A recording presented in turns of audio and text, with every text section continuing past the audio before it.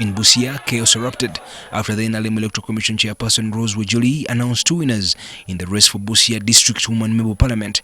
Wejuli first declared Ellen Wandera as the winner, then turned around and announced Sharon Nawire the victor. And they declare a person that two people at the same time that they are winners, and using impartial votes. We want justice to prevail. We need a by-election in Busia district.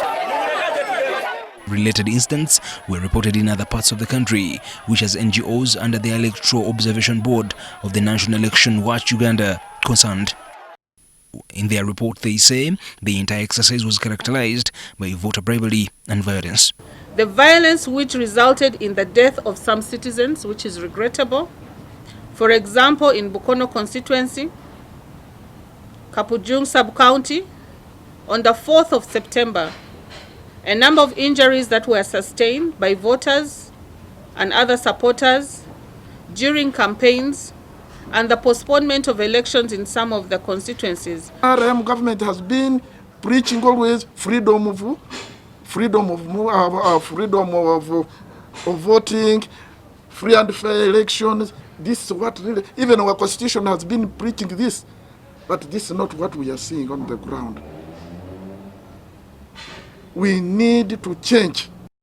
They attribute the violence in the primaries to the decision by the party chairperson that allowed unregistered party members to vote in the primaries. Because of that, some members accuse the NRM district officials of siding with some candidates.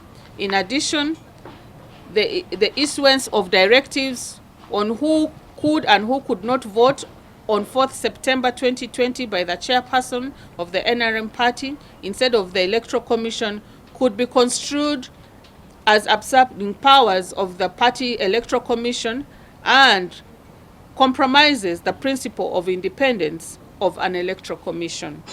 So I think Electoral Commission and all stakeholders in the elections need to be clear, especially the IGP who commands the security that guards these VIPs during elections. They need to have a clear code of conduct.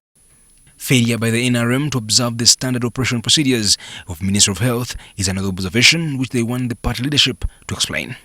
Disregard of standard operating procedures issued by the Ministry of Health, and that was echoed by the NRM EC in the prevention of COVID-19 may lead to increase in community infections.